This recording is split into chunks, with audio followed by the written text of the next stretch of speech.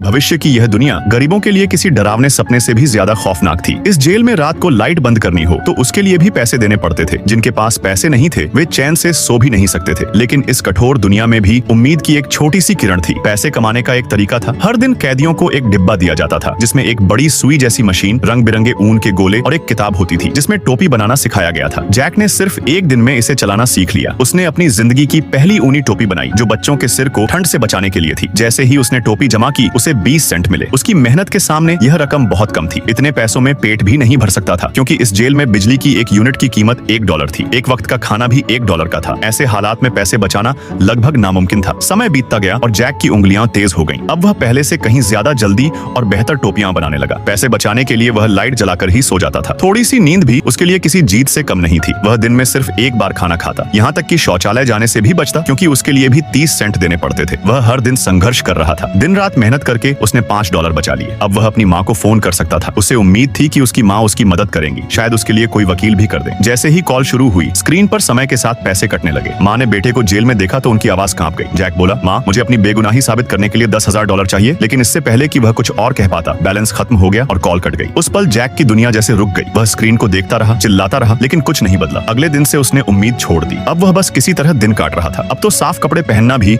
उसके लिए किसी त्योहार जैसा लगने लगा था। एक दिन जब वह टोपी बना रहा था तभी स्क्रीन पर एक संदेश आया, आपके खाते में $10,000 जमा किए गए हैं। लेकिन जैक अपने दुख में इतना डूबा था कि उसने उस पर ध्यान ही नहीं दिया। 3 महीने बीत गए। फिर सिस्टम ने पूछा, क्या तुम अपना अपराध स्वीकार करते हो? अब उसके सामने 2 रास्ते थे। अपराध स्वीकार करके 45 से 47 साल की सजा काटो या वकील रखकर अपनी बेगुनाही की लड़ाई लड़ो। तभी उसकी नजर एक अनपढ़े संदेश पर पड़ी। कांपते हाथों से उसने उसे खोला। वह उसकी माँ का संदेश था। उन्होंने $10,000 भेज दिए थे। उसकी उम्मीद फिर से जाग उठी। उसने तुरंत एक वकील रखा। फीस कट गई और स्क्रीन पर वकील की तस्वीर दिखाई दी। लेकिन वकील ने ठंडी आवाज में कहा, तुम्हारा केस बहुत मुश्किल है, बेहतर होगा कि तुम अपना अपराध स्वीकार कर लो। इतना कहकर कॉल कट गई। जैक समझ ही नहीं पाया कि उसने आखिर किया क्या था। वह तो बस कुछ कदम दौड़ा था और पुलिस के ड्रोन ने उसे पकड़ लिया था। $10,000 खर्च हो गए। फिर भी उसे अपनी बात रखने का मौका नहीं मिला। अब जैक पूरी तरह टूट चुका था। वह अंदर से खाली, थका हुआ और अकेला महसूस कर रहा था। तभी सिस्टम से एक घोषणा हुई, तुम निर्दोष हो। जैक को अपने कानों पर विश्वास नहीं हुआ। उसने चारों ओर देखा। जेल का दरवाजा खुल चुका था। जैसे ही वह बाहर निकला आजादी की हवा ने उसके सारे जख्म जैसे भर दिए। उसे लगा मानो उसकी सारी बुरी यादें पीछे छूट गई हों। जब उसे उसका सामान वापस मिला तो ऐसा लगा जैसे कुछ हुआ ही न हो। लेकिन जैक एक बात अच्छी तरह समझ चुका था, वह उस जगह पर कभी वापस नहीं जाएगा, कभी नहीं।